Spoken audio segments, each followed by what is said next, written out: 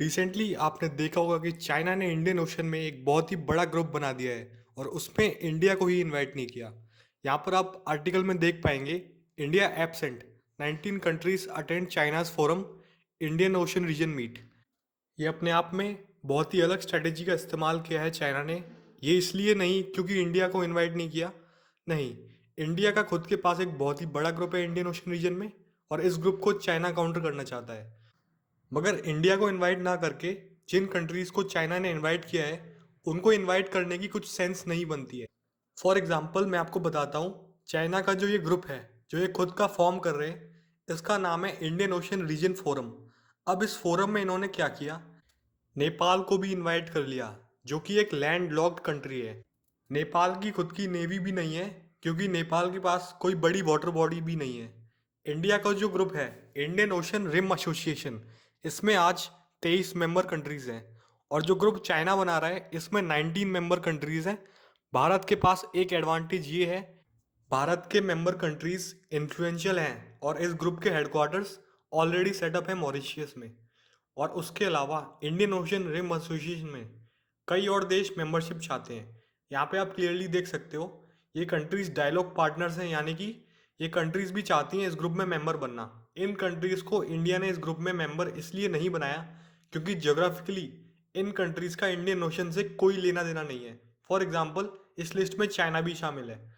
China ने भी 2015 के आसपास बहुत कोशिश की थी इस ग्रुप में मेंबर बनने की और कॉन्टेस्ट भी किया था इस बात पे कि इंडियन ओशन का नाम इंडियन है तो जरूरी नहीं इंडिया ही इस रीजन को कंट्रोल करेगा। ऐसे कंटेस्ट करने की कोशिश चाइना ने की थी, बट अल्टीमेटली चाइना को यहाँ पे कुछ नहीं मिला। इसलिए चाइना ने अपना खुद का ग्रुप बना लिया और इवेंचुअली अगर इंडिया चाइना को मेंबरशिप दे भी देता तब भी चाइना अपना खुद का अलग ग्रुप बनाता, क्योंकि चाइना पाकिस्तान की भी मेंबरशिप इस ग्रुप में चाहता है। और ये यहाँ पे बहुत ही बड़ा क्वेश्चन आ गया इंडिया के लिए कि हम किन कंट्रीज़ को मेंबर बनाएं इस ग्रुप का। जैसे चाइना ने जोग्राफिकल लोकेशंस के बैरियर को ना देखते हुए ऐसी कंट्रीज़ को ऐड कर दिया है इस ग्रुप में जिनका लिंक इंडियन ओशन के साथ बिल्कुल भी नहीं बनता। नाउ इंडिया को ये देखना होगा कि प्रॉपर कंट्रीज़ जो इस ग्रुप में ऐड हो सकती हैं उनको बड़ी स्ट्रेटेजिक तरीके से इस ग्रुप में जोड़ना होगा। फॉर एग्जाम्पल, अगर हम इन फ्यूचर यूएसए को इस ग्रुप में जोड़ें, क्योंकि कई कंट्रीज़ के यूएसए के साथ ट्रेड रूट्स हैं इंडियन ओशन के रास्ते, और अगर रशिया को यहाँ पे जोड़े तो यूएसए नहीं ऐड होगा इस ग्रुप में। अगर यूएसए को ऐड किया तो जापान और जर्मनी भी ओपनली ऐड हो सकते हैं। नाउ यहाँ पे आपसे एक क्वेश्चन है, इन फ्यूचर किस कंट्री को देखना चाहते हो आप इंडियन ओशन रिम एसोसिएशन के मेंबर के रूप में? अपना व्यू लिखिएगा कमेंट सेक्शन में।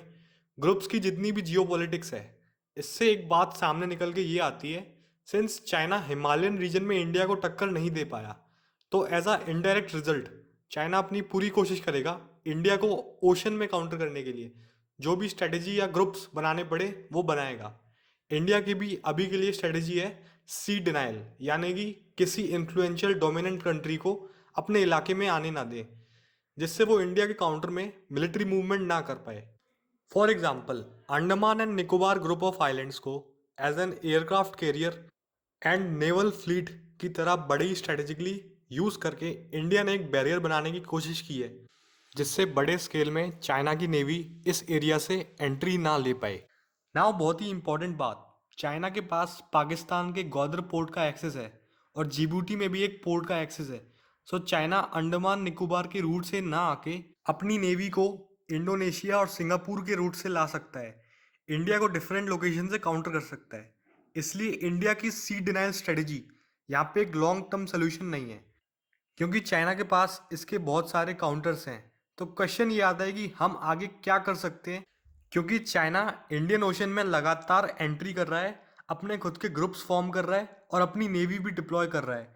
तो इंडिया क्या कर सकता है, आइए जानते हैं। तो इसके काउंटर में इंडिया को डिस्टेंट पावर प्रोजेक्शन की स्ट्रेटेजी यूज़ करनी होगी।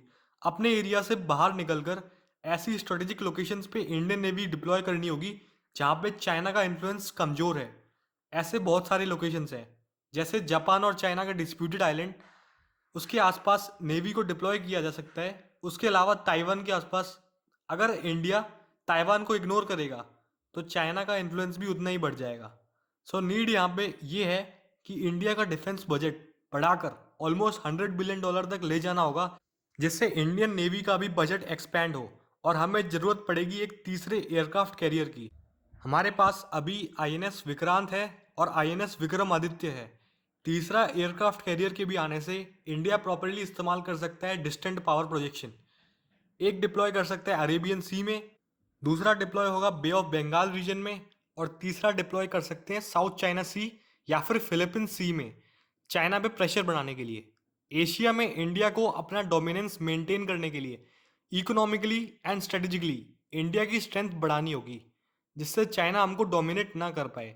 इन दी एंड आपसे मैं एक क्वेश्चन पूछता हूँ, आई होप आप सभी आंसर करोगे कमेंट्स में। क्वेश्चन ये है, यूरोपियन एक्सप्लोरर्स ने किस ओशन के थ्रू सेल करते हुए अमेरिका को डिस्कवर किया? आपके ऑप्शंस यहाँ पे ये हैं, Atlantic ocean, Pacific ocean, Indian ocean या फिर आर्कटिक ओशन। तो ये था इस इशू का डिटेल्ड एनालिसिस। आप इस वीडियो के नोट्स भी डाउनलोड कर सकते हैं, जो बड़ी आसानी से समझ आने वाले एक्सप्लेनेशन के साथ लिखे गए हैं।